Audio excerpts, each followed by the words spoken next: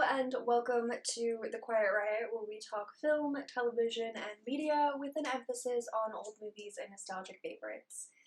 I'm Ainsley, and before we get started, I wanted to give a shout out and a big thank you to all of those that have subscribed, and big welcome to the new subscribers, and welcome back to any returning viewers and returning subscribers. I really do appreciate it, and I'm happy to have you here.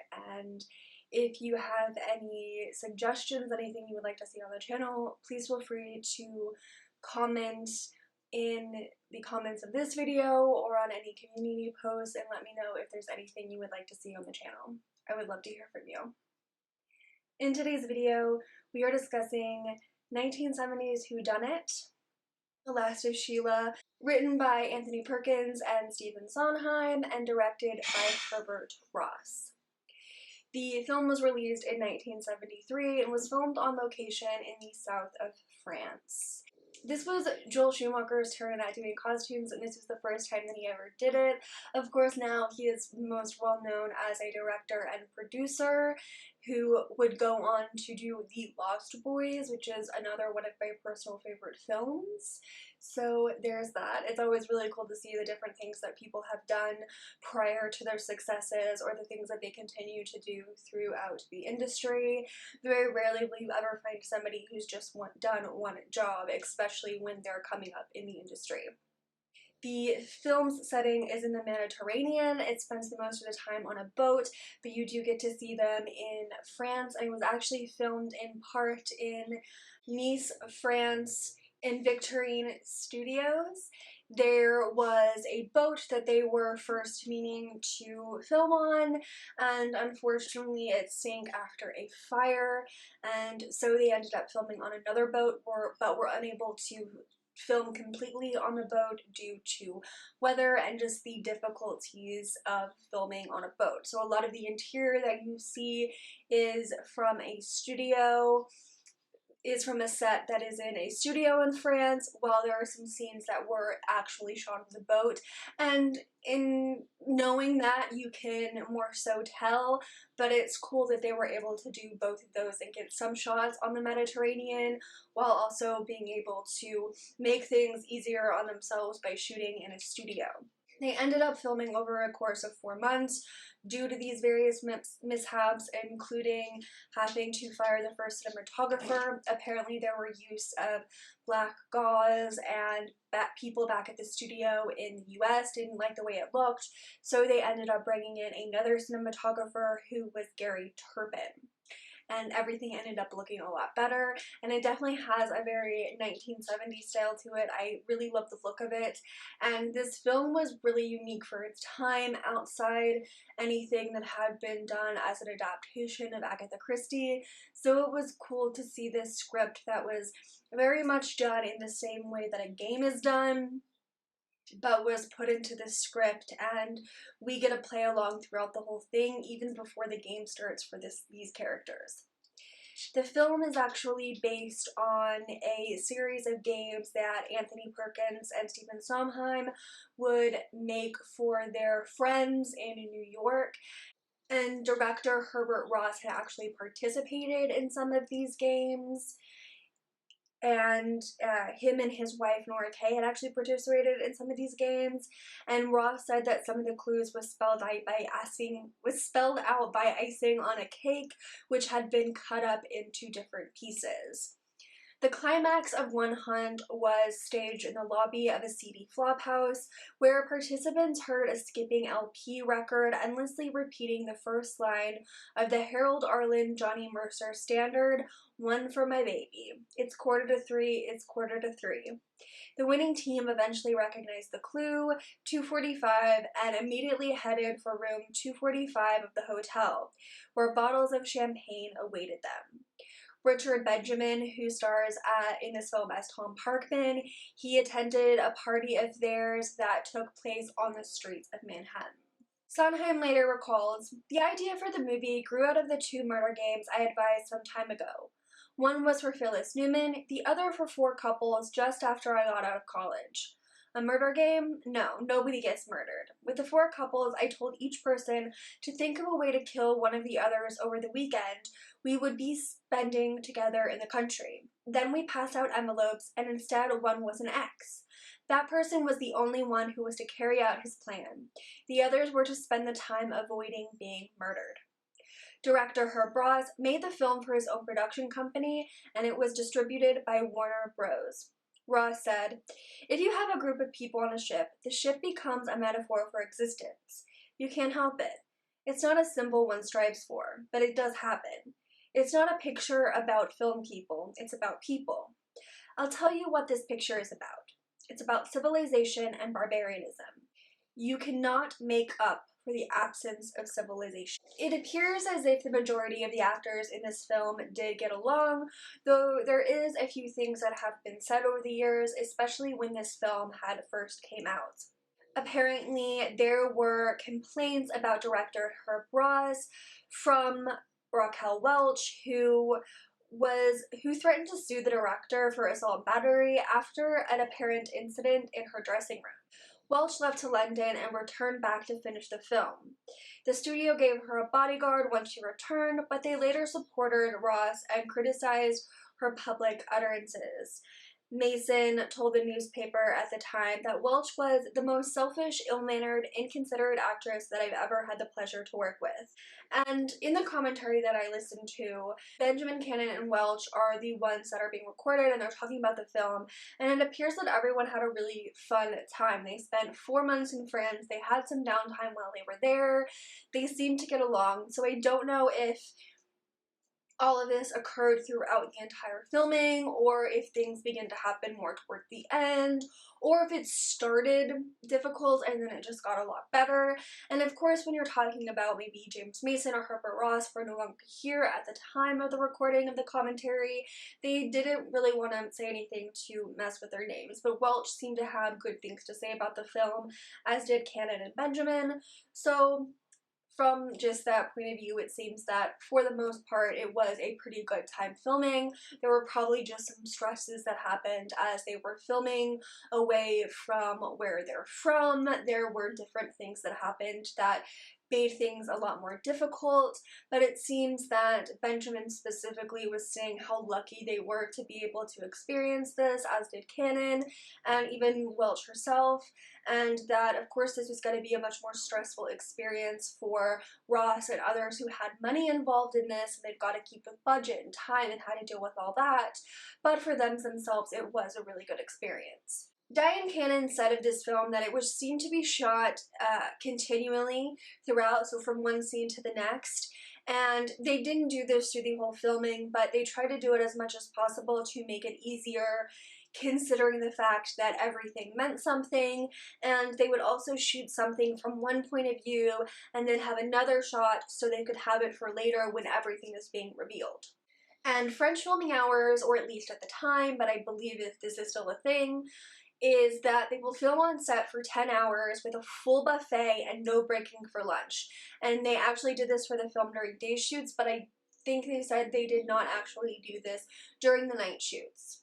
I did not get to see this film until fairly recently. It seems as if it's had a bit of resurgence thanks to Rian Johnson mentioning it as an inspiration for both Knives Out and Glass Onion. And if you've seen those films and you watch this movie, you can certainly see where a lot of his inspiration came from, especially for Glass Onion. There are certain scenes in that movie that almost seem to directly mimic the scenes that are in The Last of Sheila.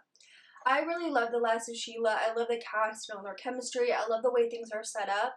And Perkins and Sondheim really have a true master of how to create a mystery, and the way Herb Ross ended up executing it and working with these actors and everything that he utilized. And apparently they went really straight with the script. There wasn't a whole lot of room to make any changes, and it just ended up making it easier, and that isn't always the case, and it is a very collaborative effort when you come to writers, directors, and the entire cast and crew and trying to figure things out. But that can of course change and evolve when it comes to doing a mystery, especially one of this caliber and everything that they had to do. Now I want to do a little spoilery breakdown with you where I go through all of the scenes, give you some clues and a little insight into the movie as a whole. I got a lot of this information from the commentary track featuring Richard Benjamin, Dyan and Raquel Welch. It is available on the DVD, but any articles and blog posts that I may have read in my research, I will link those in the description box below. If you do happen to hear any little barks or scratches, my beautiful little French bulldog, Miss Lemon, is right here beside me. So I'm sorry for the disturbance, but she is the star of the show.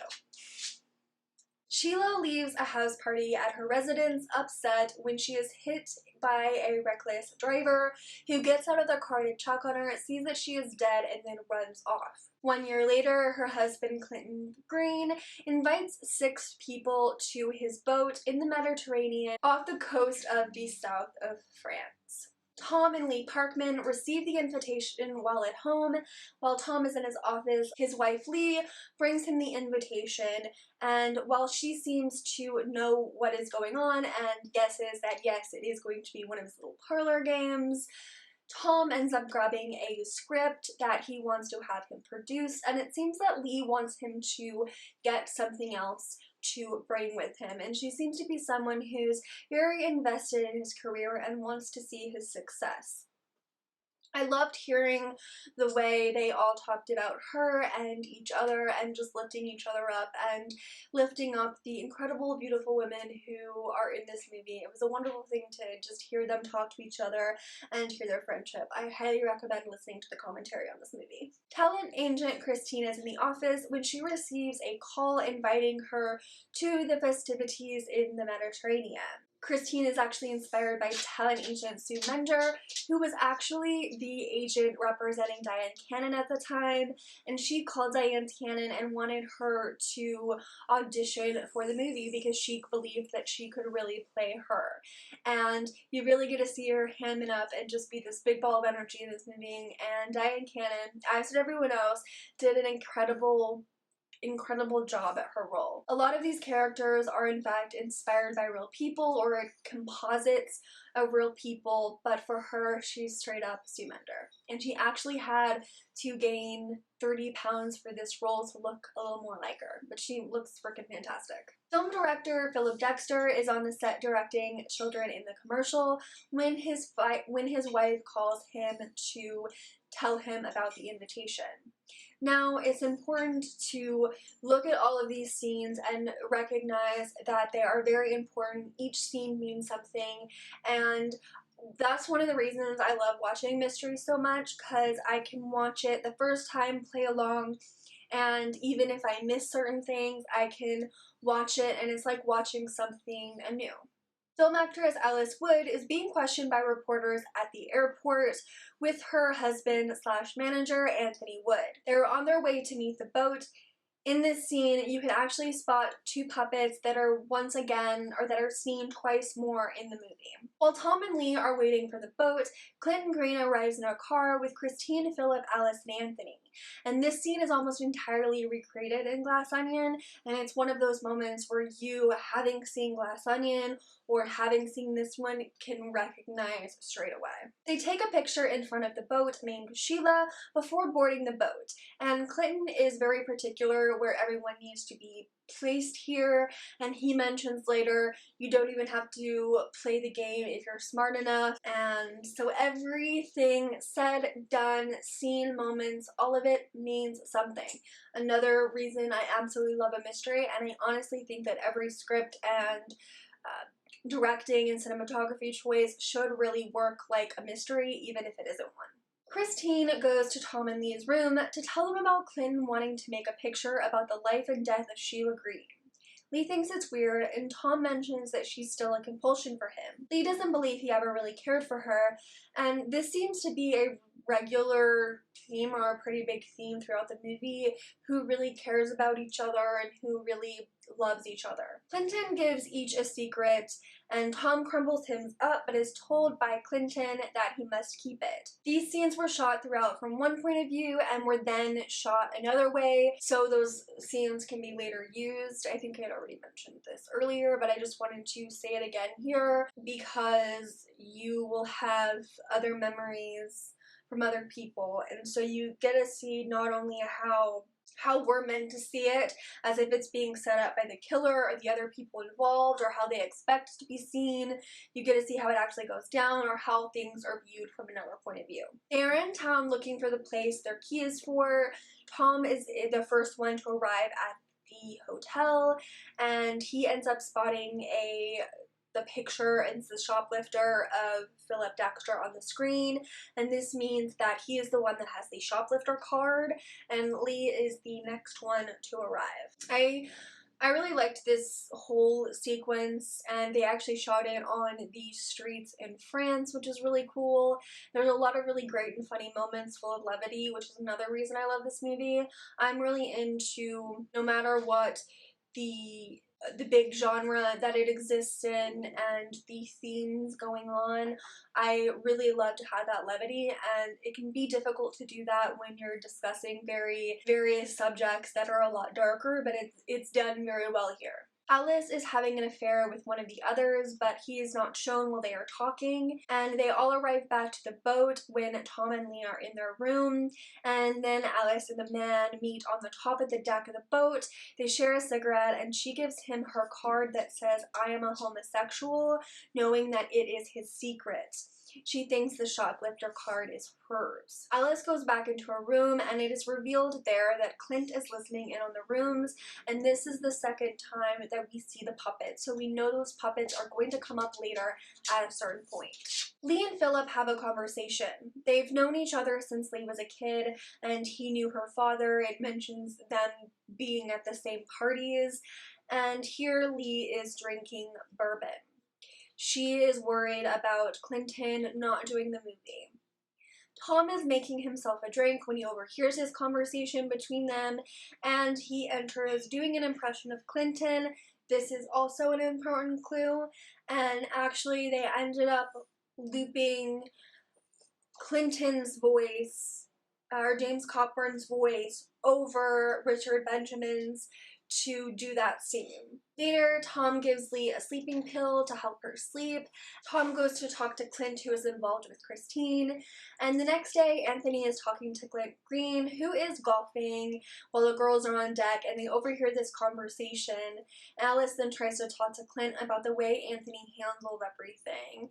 He is very much a hustler, and he is a manager, so you gotta hustle a bit, but he does it in a very weird way. Clint then goes scuba diving, and Christine is floating on the water, and someone starts the engine while the crew sleeps and chills.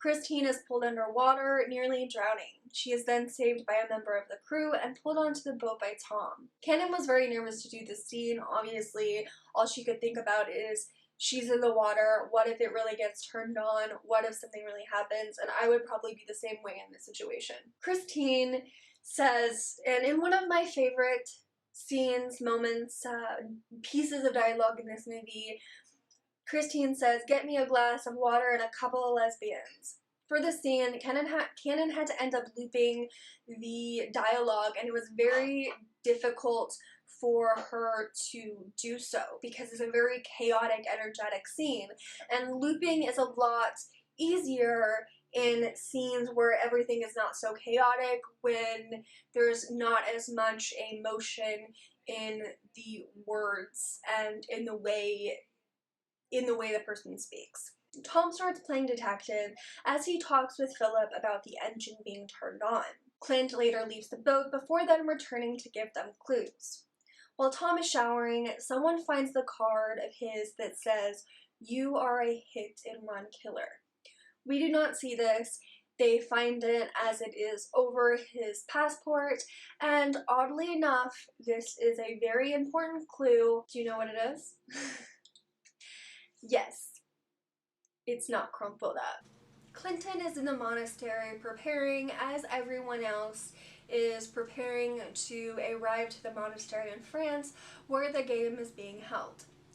They all put on their monk robes, and there are various moanings going on, thanks to the recorders that Clinton has set up, and Philip ends up getting to the booth first, where Clinton is actually dressed as Alice, and this is the homosexual card.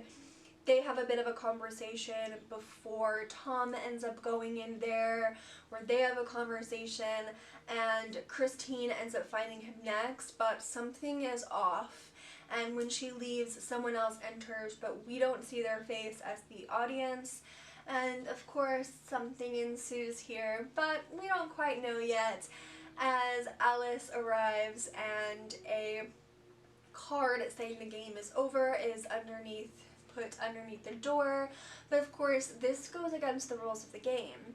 It does not end until the person who actually has that card comes and finds the person that's there. So the next morning, when Clinton has not arrived back on the boat, everyone is having breakfast, and they decide to go back to the monastery, where they find Clinton dead from a possible head wound on the ground, and things don't exactly look right. And of course, Tom once again ends up playing detective here, very much as if he is writing a script. As a writer myself and as an avid mystery lover, I too would probably jump into major detective mode here. Philip himself plays a little bit of the detective as well and goes along with everything. Back on the boat, the actors actually said this is the longest scene that they had to do, as it is pretty much a lot of dialogue, some exposition, as well as everything's being revealed here, and so this was a very long scene for them to do, and it was filmed on the set. During the reveal, we find out that there was a cigarette that was found in the booth that was a Newport cigarette. Alice is smoking those cigarettes, as well as Lee, who was smoking one at the time, and he suggests that everyone reveal their card. Tom does not, but everyone else does, and they are: you are a shoplifter, you are a homosexual, both of those have been revealed by then, and you are an ex-convict, you are an informer, and you are a little child molester.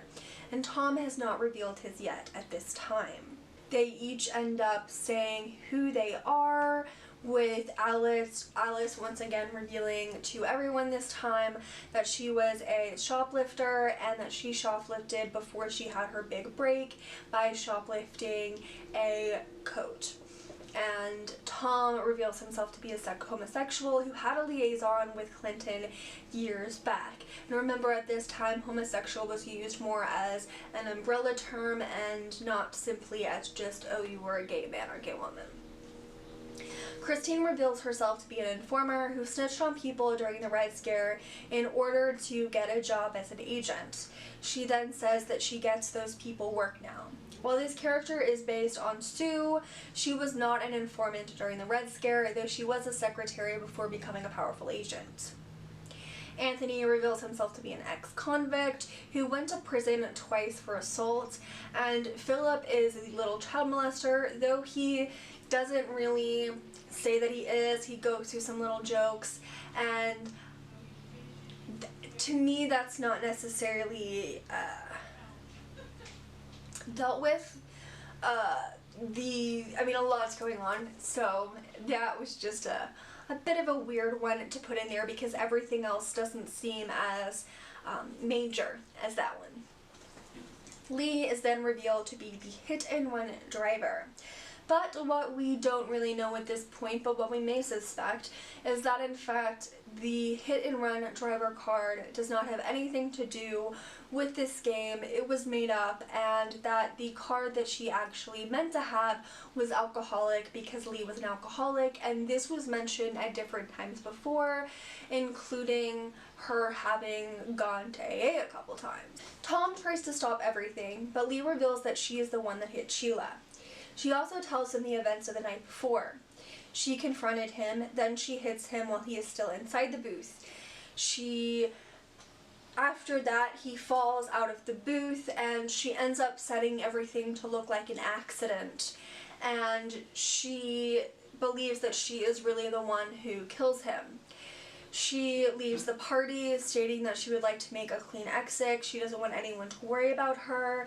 And Philip is worried about this, so Tom ends up going to see if she's okay. And she locks the doors and tells him that she's fine and that they'll talk about it later. He goes back to the others. Anthony and Christine and Philip sit down together and they have some cake while Tom goes to the room, opening up the door with a master key. She is still in the room asleep. He takes a bourbon bottle and throws it out the window as the others are inside at the table and Philip is smoking on the dock. Philip notices this, and why would he do that if he could just easily throw that bottle away?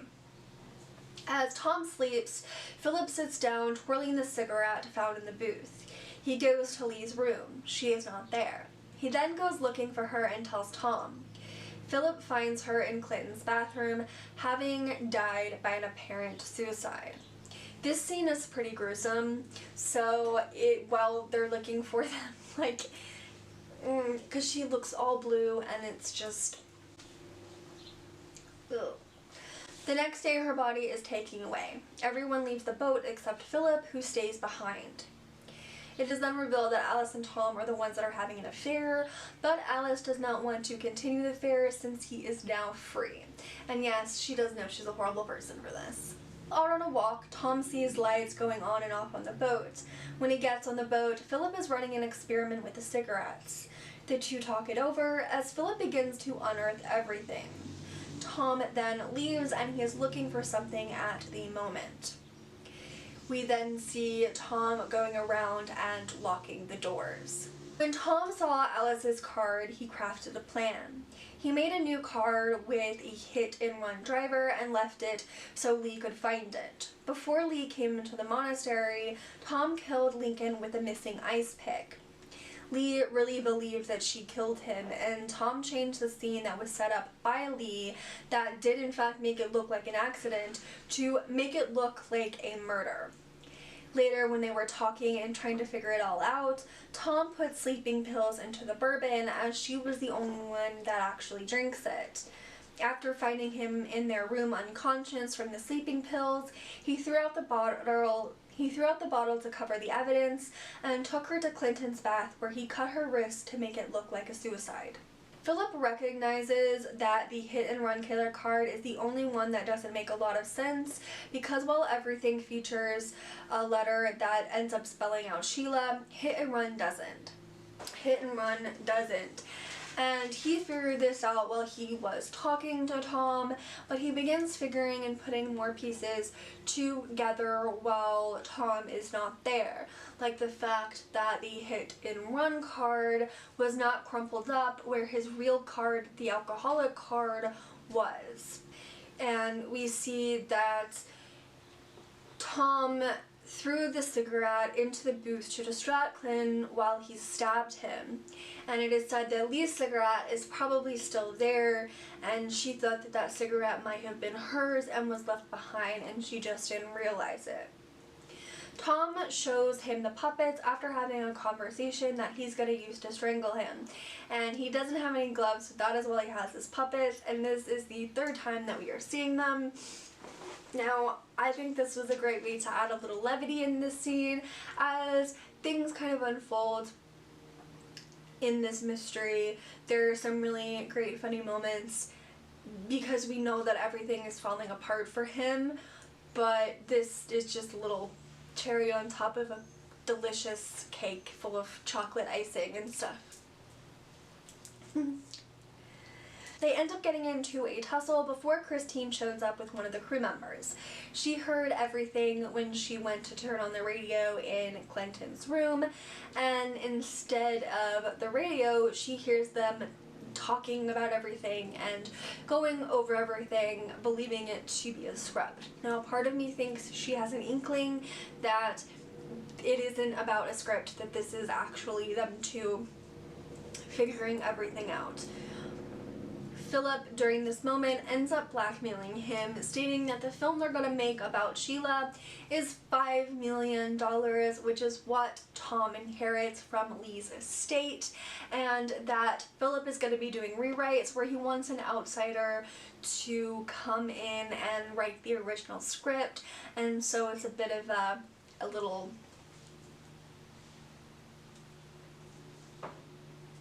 to Tom. At the end, we have a great moment where Philip and Christine have gone back to bed, and Tom is still sitting there, and Friends, as sung by Bette Midler, comes on. The Last of Sheila is certainly a good movie that I would recommend to anyone who...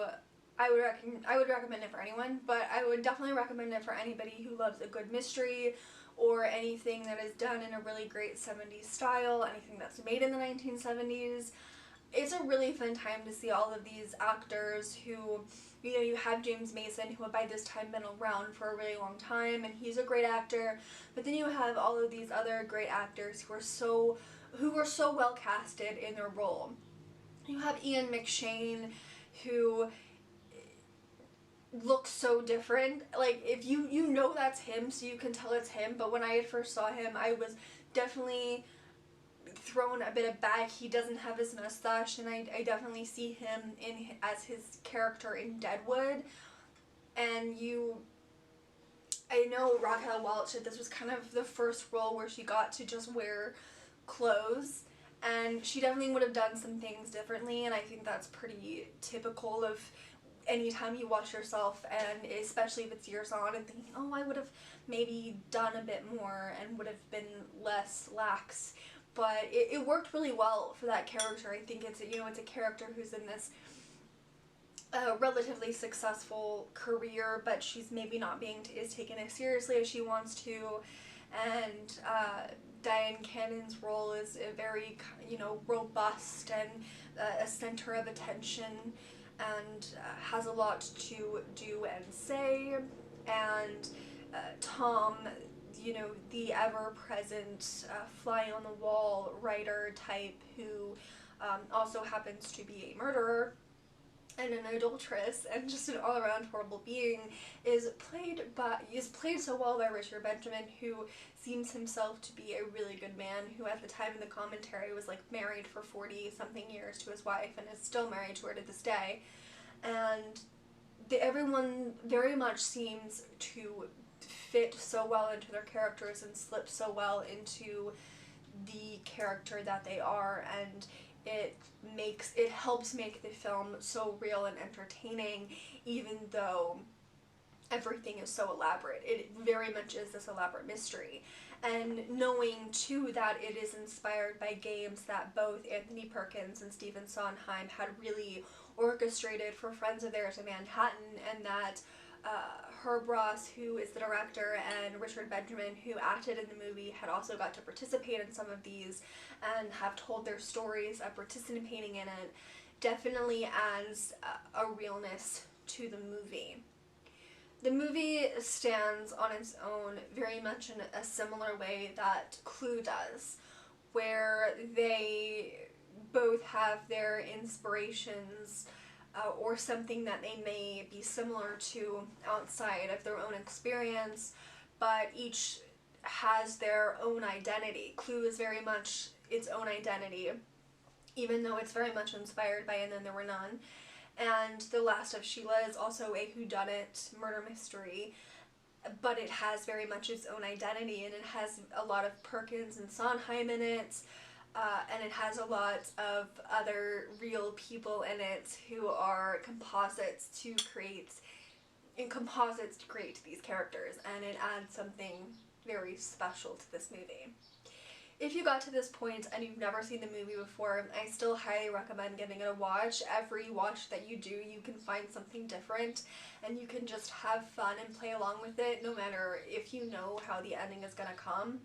Unfortunately, it isn't available for streaming anywhere, though you can rent or purchase it on digital. I will have where you can find it in the description box below if you want to watch it, if you want to watch it again, or if you want to share it with someone else. I would really like to know your personal feelings and thoughts toward this movie.